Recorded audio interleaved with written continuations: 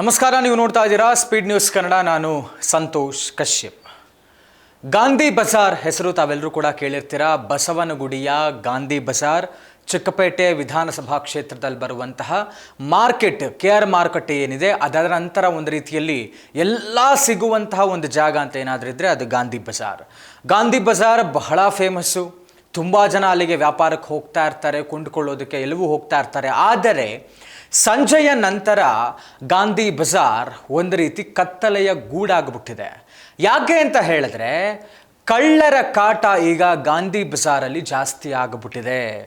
Gandhi ಬಜಾರಲ್ಲಿರುವಂತಹ electric ಪೋಲ್ಗಳಿಂದ ಕಂಟ್ರೋಲರ್ಗಳು ಮತ್ತು copper ವೈರನ್ನು cut ಮಾಡಿಕೊಂಡು ಕಳ್ಳರು ಕಳ್ಳತನ ಮಾಡಿರುವಂತಹ ಪರಿಣಾಮ ಗಾಂಧಿ ಬಜಾರ್ ಸಂಜೆಯ ನಂತರ ಸಂಪೂರ್ಣವಾಗಿ ಕತ್ತಲಾಗ್ತಾ ಇದೆ. ಯಾವುದೇ ಥರದ ಬೀದಿ ದೀಪ ಗಾಂಧಿ ಬಜಾರ್ನಲ್ಲಿ ಇಲ್ಲ.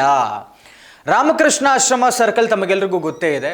ವಿವೇಕಾನಂದ ಸ್ಟ್ಯಾಚ್ಯೂಯಿಂದ ಆರಂಭವಾಗುವಂಥ, ಅಲ್ಲಿಂದ ಸ್ಟ್ರೈಟಾಗಿ ಹೋದರೆ ಗಾಂಧಿ ಬಜಾರ್, ಅಲ್ಲಿಂದ ಅದ್ಯಾರ್ ಆನಂದ್ ಭವನ್ ಅಂದರೆ ಗಾಂಧಿ ಬಜಾರ್ ಏನು ಮುಗಿಯತ್ತಲ್ಲ, ಅಲ್ಲಿಗೆ ತನಕ 200 ಎಲೆಕ್ಟ್ರಿಕ್ ಪೋಲ್ಗಳಿದ್ದಾವೆ.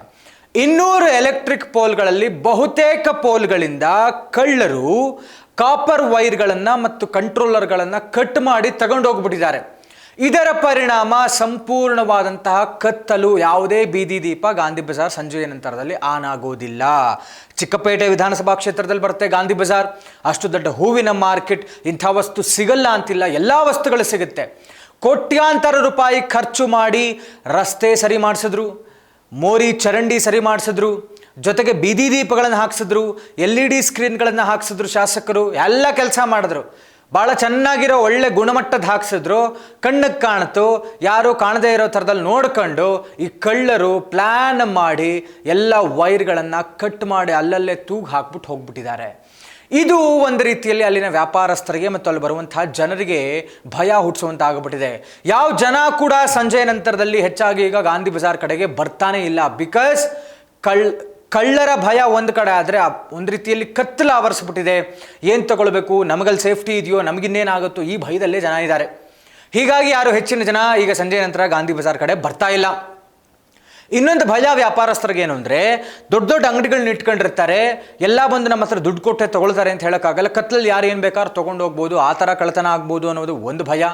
ಮತ್ತೊಂದೆಡೆ ಈ ಕಳ್ಳರು ಪ್ಲ್ಯಾನ್ ಮಾಡಿ ಲೈಟ್ ತೆಗೆದಿರುವಂಥವ್ರು ಅಲ್ಲೇ ವ್ಯಾಪಾರಸ್ಥರ ಸೋಗಿನಲ್ಲಿ ಇದ್ದುಕೊಂಡು ಕತ್ತಲಿರೋದ್ರಿಂದ ಯಾರ್ದಾದ್ರೂ ಚಿನ್ನ, ಸರ, ಈ ಥರದ್ದು ಏನಾದ್ರು ಕದಿಯುವಂತಹ ಚೈನ್ ಸ್ನ್ಯಾಚಿಂಗ್ ಒಂದು ರೀತಿಯಲ್ಲಿ ಅದು ಕೂಡ ಈಗ ಭಯ ಹುಟ್ಟಿಸ್ತಾ ಇರುವಂಥದ್ದು. ಚೈನ್ ಸ್ನ್ಯಾಚಿಂಗ್ ಆಗುವಂಥ ಎಷ್ಟೋ ಸಾಧ್ಯತೆಗಳಿದೆ. ಇದರ ಜೊತೆಗೆ ಏನು ಹೇಳ್ತಾರೆ, ಈ ಕಾಪರ್ ವೈರ್ ಏನಿದೆಯಲ್ಲ, ಆ ತಂತಿ ಏನಿದೆಯಲ್ಲ, ಸಿಕ್ಕ ಕಡೆ ಕಟ್ ಮಾಡಿಬಿಟ್ಟು ಎಲ್ಲ ಪೋಲ್ಗಳಿಂದ ಎತ್ಕೊಂಡು ಹೋಗ್ಬಿಟ್ಟಿದ್ದಾರೆ. ಅದೆಲ್ಲ ಜೋತು ಬಿದ್ದುಬಿಟ್ಟಿದೆ. ಮೊದಲೇ ಈಗ ಮಳೆಗಾಲದಲ್ಲಿ ಕರೆಂಟ್ ಎಲ್ಲೆಲ್ಲಿ ಪಾಸ್ ಆಗುತ್ತೆ, ಎಲ್ಲೆಲ್ಲಿ ನೀರು ಬಿದ್ದಿರುತ್ತೆ ಒಂದು ಗೊತ್ತಾಗಲ್ಲ. ಜೊತೆಗೆ ಜೋತು ಬಿದ್ದುಬಿಟ್ಟಿದ್ದಾವೆ ಕಾಪರ್ ವೈರ್ಗಳು. ಇಫ್ ಇನ್ ಕೇಸ್ ಯಾರಾದರೂ ಯಾಮಾರಿ ಮೈಮರೆತು ಗೊತ್ತಿಲ್ಲದೆ ಆ ಕಂಬನ ಮುಟ್ಬಿಟ್ರೋ, ಇಲ್ಲ ವೈರನ್ನು ಮುಟ್ಬಿಟ್ರೆ ಅಥವಾ ವೈರನ್ನು ತುಳಿದುಬಿಟ್ರೆ ಕರೆಂಟ್ ಹೊಡೆದು ಸತ್ತೇ ಹೋಗ್ಬಿಡ್ತಾರೆ. ಯಾಕಂದರೆ ಮಳೆಗಾಲ, ನೀರು ಎಲ್ಲ ಕಡೆ ನೀರು ಹರಿದಿರುತ್ತೆ, ನೀರು ಇರುತ್ತೆ, ಕಾಲಲ್ಲೇ ಇಟ್ಟಿರ್ತಾರೆ, ಇನ್ನೆಲ್ಲೋ ಮುಟ್ತಾರೆ, ಭಾಳ ಬೇಗ ಕರೆಂಟ್ ಹರಿಯುವಂತಹ ಎಲ್ಲ ಸಾಧ್ಯತೆಗಳಿದೆ. ಇದು ಈಗ ಭಯಕ್ಕೆ ಎಡೆ ಮಾಡಿಕೊಟ್ಟಿರುವಂಥದ್ದು. ಇಫ್ ಇನ್ ಕೇಸ್ ಯಾರಾದರೂ ಆ ಕರೆಂಟ್ ಪೋಲನ್ನು, ವೈರನ್ನು ಮುಟ್ಬಿಟ್ಟೋ ತುಳಿದುಬಿಟ್ಟೋ ಹೇಗೋ ತಾಗಿ ಏನಾದರೂ ಬೆಂಕಿ ಹೊತ್ಕೊಂಡ್ಬಿಟ್ಟು ಅಥವಾ ಇವರು ಮೈಯಲ್ಲಿ ಕರೆಂಟ್ ಪಾಸ್ ಆಗಿ ಪ್ರಾಣನೇ ಹೋಗ್ಬಿಟ್ರೆ ಅದಕ್ಕೆ ಯಾರು ಹೊಣೆ, ಅದಕ್ಕೆ ಯಾರು ಜವಾಬ್ದಾರಿ?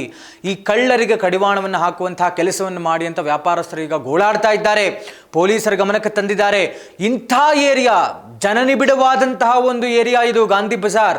ಇಂಥ ಕಡೆಯೇ ನೋಡಿಕೊಂಡು ಈ ಕಳ್ಳರು ಪ್ಲ್ಯಾನ್ ಮಾಡಿ ಈ ಥರ ಕಳ್ಳತನ ಮಾಡಿದಾರಲ್ಲ, ಅದರಲ್ಲೂ ಕೂಡ ವೈರ್ಗಳನ್ನು ಕಟ್ ಮಾಡಿ ಜನರಿಗೆ ತೊಂದರೆ ಆಗುವಂತಹ ರೀತಿಯಲ್ಲಿ ಕೆಲಸ ಮಾಡಿರುವಂಥದ್ದು ಈಗ ಎಲ್ಲರೂ ಕೂಡ ಆಗ್ರಹಿಸ್ತಾ ಇರುವಂಥದ್ದು. ವ್ಯಾಪಾರಸ್ಥರು, ಜನ, ಆ ಭಾಗದ ಜನ ಪೊಲೀಸರು ಕೇಳ್ಕೊಳ್ತಾ ಇದ್ದಾರೆ, ದಯವಿಟ್ಟು ಈ ವ್ಯವಸ್ಥೆ ಸರಿ ಮಾಡಿ, ಈ ಅವ್ಯವಸ್ಥೆನ ಸರಿ ಮಾಡಿಸಿ, ಎಲೆಕ್ಟ್ರಿಕಲ್ ಡಿಪಾರ್ಟ್ಮೆಂಟು, ಕರೆಂಟ್ ಡಿಪಾರ್ಟ್ಮೆಂಟ್ ಅವ್ರಿಗೆ ಹೇಳಿ, ಇಲಾಖೆಯವರಿಗೆ, ಇಂಧನ ಇಲಾಖೆಯವರಿಗೆ ದಯವಿಟ್ಟು ಇದನ್ನು ಸರಿ ಮಾಡುವಂತಹ ಕೆಲಸವನ್ನು ಮಾಡಿಸಿ, ಜೊತೆಗೆ ಕಳ್ಳರನ್ನು ಹಿಡಿದಾಕುವಂತಹ ಕೆಲಸವನ್ನು ಮಾಡಿ, ಕಳ್ಳತನ ಮಾಡ್ತಾ ಇರುವಂತಹ ಈ ಕಳ್ಳ ಕಾಕರಿಗೆ ಕಡಿವಾಣ ಹಾಕುವಂತಹ ಕೆಲಸವನ್ನು ಮಾಡಿ ಅಂತ ಈಗ ವ್ಯಾಪಾರಸ್ಥರು ಗೋಗರಿತಾ ಇದ್ದಾರೆ. ಒಟ್ಟಾರೆ ಗಾಂಧಿ ಬಜಾರ್ ಎಂಥ ಏರಿಯಾ, ಎಂಥ ವ್ಯಾಪಾರ ನಡೆಯುವಂತಹ ವ್ಯಾಪಾರ ಸ್ಥಳ. ಶಾಸಕರು ಇಷ್ಟೆಲ್ಲ ಖರ್ಚು ಮಾಡಿದ್ರು ಕೂಡ ಕಳ್ಳರನ್ನ ಕಡಿವಾಣ ಹಾಕುವಂಥ ಕೆಲಸಕ್ಕೆ ಮುಂದಾಗಿಲ್ಲ. ಇಂಥ ಅವ್ಯವಸ್ಥೆ, 200 ಪೋಲ್ಗಳಲ್ಲಿ ಕರೆಂಟ್ ಇಲ್ಲ, ಕತ್ತಲೆ ಗಾಂಧಿ ಬಜಾರ್ ಸಂಜೆ ಆಗಿಬಿಟ್ರೆ ಇದೆಲ್ಲವನ್ನೂ ಕೂಡ ತಡೆಗಟ್ಟುವಂಥ ಕೆಲಸವನ್ನು ಮಾಡಬೇಕು ಶಾಸಕರು ಮತ್ತು ಅಲ್ಲಿನ ಅಧಿಕಾರಿಗಳು ಅನ್ನುವಂಥದ್ದನ್ನು ನಾವು ಆಗ್ರಹಿಸ್ತಾ ಇದ್ದೇವೆ. ಇದಾಗಿತ್ತು ಈ ಹೊತ್ತಿನ ವಿಶೇಷ. ನೋಡ್ತಾ ಇರಿ ಸ್ಪೀಡ್ ನ್ಯೂಸ್ ಕನ್ನಡ. ಸುದ್ದಿ ನಿಮ್ಮದು, ವೇಗ ನಮ್ಮದು.